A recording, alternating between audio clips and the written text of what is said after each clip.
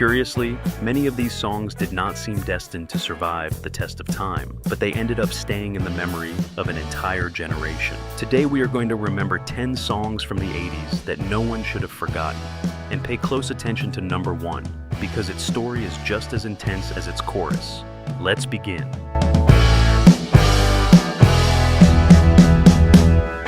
Number 10, Hysteria by Def Leppard.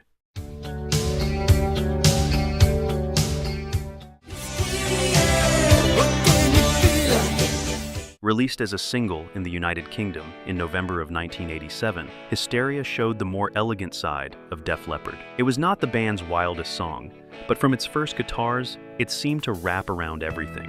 A bright, slow, and massive rock ballad.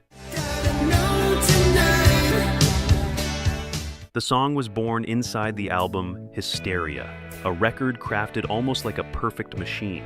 Robert John Mutt Lange polished every layer, every harmony, and every chorus, while the band was coming from difficult years, marked by Rick Allen's accident and a recording process that seemed like it would never end. When it reached radio, it proved that Def Leppard could do more than fill stadiums with explosive riffs. The song reached number 10 on the Billboard Hot 100, while the album reached number 1 on the Billboard 200 and remained at the top for 6 weeks.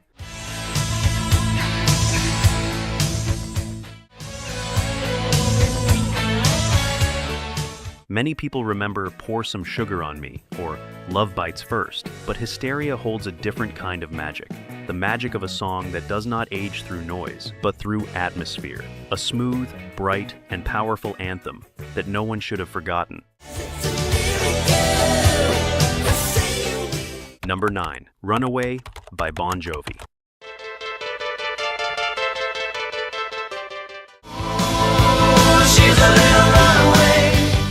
Released as a single in February of 1984, Runaway was the first sign that Bon Jovi was not going to stay playing in bars forever. Before the stadiums, it all began with this nervous, nocturnal song full of ambition.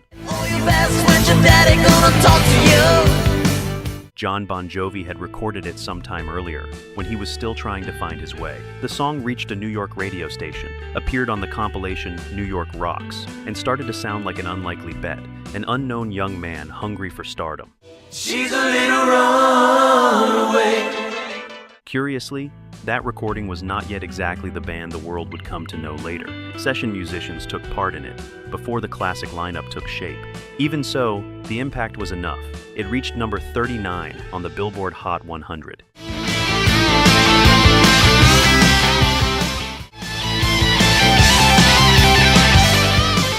Bigger hits would come later, but Runaway keeps something special. The sound of a door opening. It is the first flash of a band that had not yet conquered the world, but already sounded as if it were running straight toward it. She's a little runaway. Number 8, Don't Change by INXS.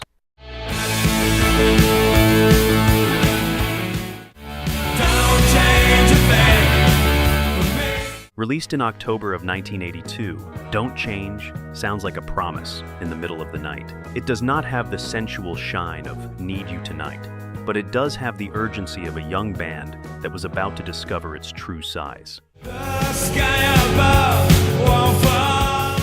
Included on Shabu Shuba, the third album by INXS, the song showed a more direct version of the group.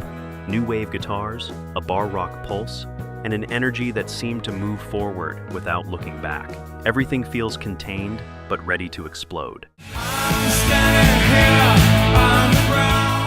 That is where Michael Hutchence's voice carries the song. He does not sing like someone trying to impress, but like someone pushing from within, firm, elegant, and with that mix of desire and melancholy that would later become part of his signature. Although today it may feel like a hidden gem, Don't Change was an early sign of the band's international leap. With Mark Opitz producing, it reached number 80 on the Billboard Hot 100 and made one thing clear: INXS was not huge yet, but they already sounded different.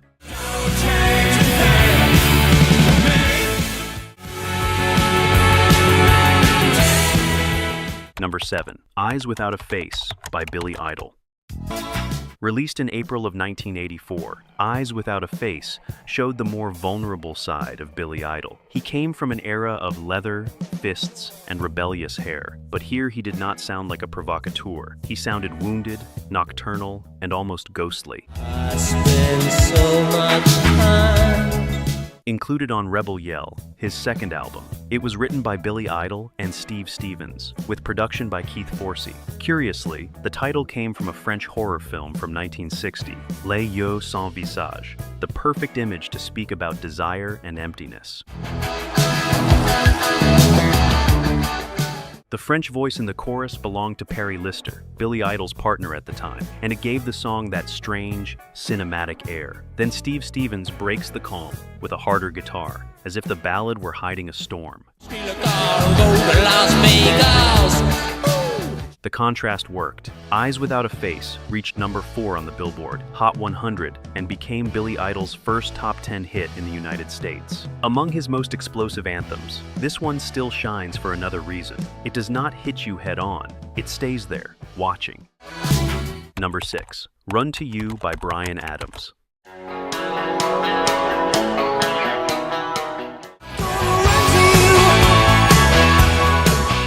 Released in October of 1984, Run to You did not sound like a simple romantic song, but like an escape in the middle of the night. From its opening riff, Bryan Adams turned forbidden desire into highway, tension, and blazing guitars.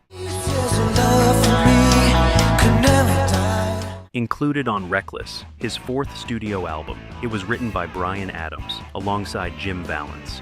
The idea was direct, but dangerous. A man has a stable life, yet still runs towards someone he should not be looking for. That is why the song moves forward, as if it cannot stop. Curiously, the song had originally been written with Blue Oyster Cult in mind. For inspiration, Bryan Adams and Jim Vallance listened to part of the band's catalog, including Don't Fear the Reaper. And from that dark atmosphere came the foundation of a riff that would become impossible to ignore. The gamble worked. Run to You reached number 6 on the Billboard Hot 100 and hit number 1 on Billboard's rock chart.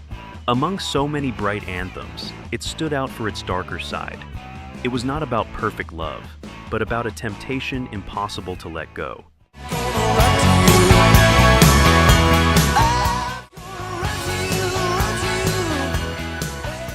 Number 5. I Hate Myself for Loving You by Joan Jett.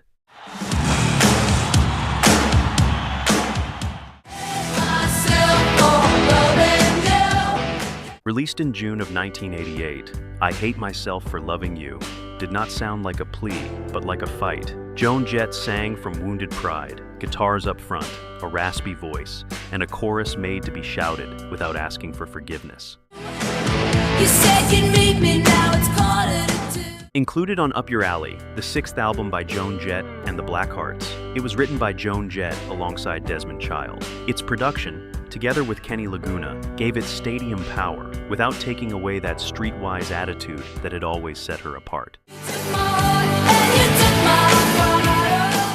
What many people do not know is that the guitar solo was played by Mick Taylor, former guitarist of the Rolling Stones. That classic edge lifted a song that was already loaded with anger, desire, and contradiction.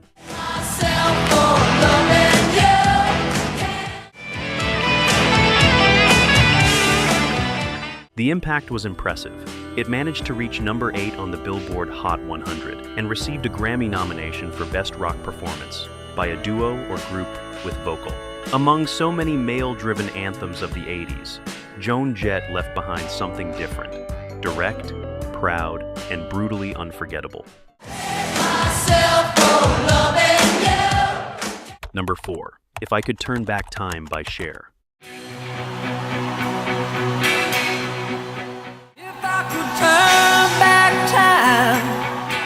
Released in June of 1989, If I Could Turn Back Time was not just a ballad about regret. It was Cher singing as if she wanted to fight against time itself, with a huge, dramatic voice full of wounded pride. I don't know why I said the things I said. Included on Heart of Stone, her 19th album, it was written by Diane Warren. Although today it seems impossible to imagine the song without Cher's voice, she did not want to record it when she first heard the demo. Warren insisted until she convinced her, and that initial doubt ended up becoming part of its strength. The song exploded even more because of its music video. Directed by Marty Callner, it was filmed aboard the USS Missouri, with real sailors in front of Cher, dressed in a Bob Mackie design. The image was so provocative that MTV ended up airing it only at night.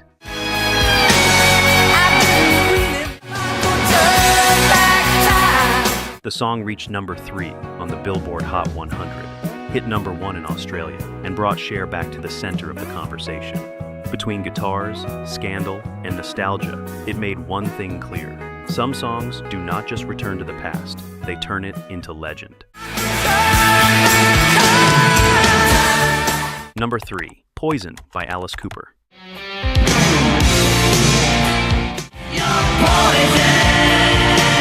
Released in July of 1989, Poison was the comeback many people did not expect from Alice Cooper. After years away from his most dominant days, he returned with a dark, sensual, and venomous song, made to sound modern without losing his theatrical instinct. Included on Trash, his 18th studio album, the song arrived at the perfect moment. Late 80s hard rock was full of makeup, sharp guitars, and dangerous attitude. But Alice Cooper did not need to copy that scene. In a way, he had helped invent it. Curiously, Poison did not work only because of its huge chorus. It also had that almost whispered voice, John McCurry's razor-sharp riff, and a music video full of shadows, chains, and desire. Everything seemed designed to remind people that Alice was not a relic from the past, but an awakened threat.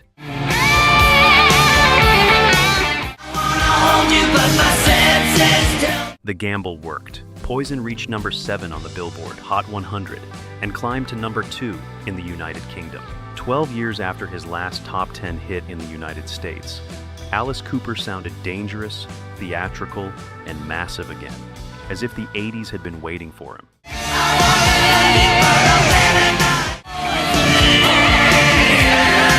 Number 2, Kickstart My Heart by Mötley Crüe.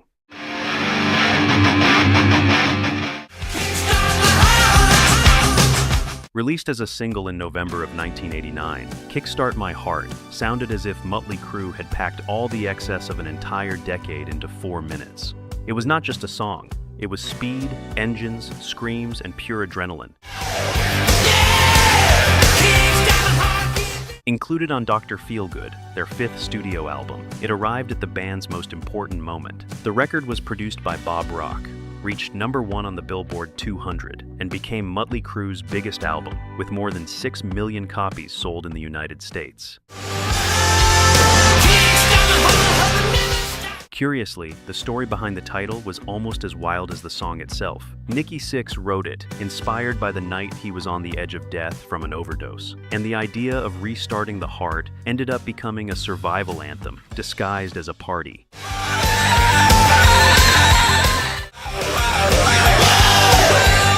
The gamble worked. Kickstart My Heart reached number 27 on the Billboard Hot 100 and received a Grammy nomination for Best Rock Performance. But its numbers only tell part of the story. Few songs capture the vertigo, danger, and madness of 80s rock so well.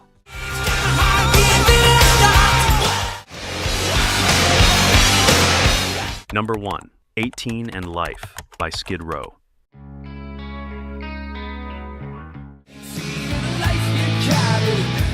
Released in June of 1989, 18 in Life was not just another romantic ballad. From the very first chords, Skid Row told a story marked by rage, youth, and fate. It was not about lost love, but about a life destroyed before it even began.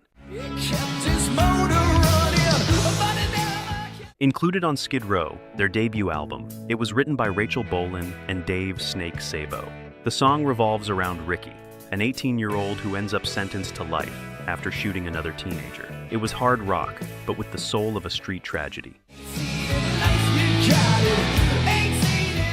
What elevated everything was Sebastian Bach's voice. He could start almost restrained and, seconds later, tear the song open with brutal intensity. That mix of drama, heavy guitars, and a painful chorus made 18 in Life sound different among so many ballads of the era.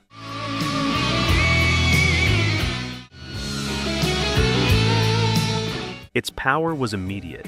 It reached number 4 on the Billboard Hot 100, climbed to number 12 in the United Kingdom, and became Skid Row's biggest song. But beyond the charts, it remained as a warning turned into music.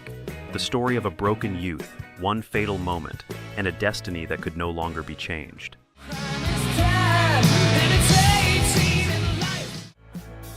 Here ends our journey through 10 songs from the 80s that no one should have forgotten. Songs that may not always appear in the usual rankings, but still hold stories, choruses, and memories impossible to erase. Thank you for staying with me until the end. If you want to keep traveling through the history of rock, I'm leaving 2 more videos for you next. See you there, my fellow rock friend.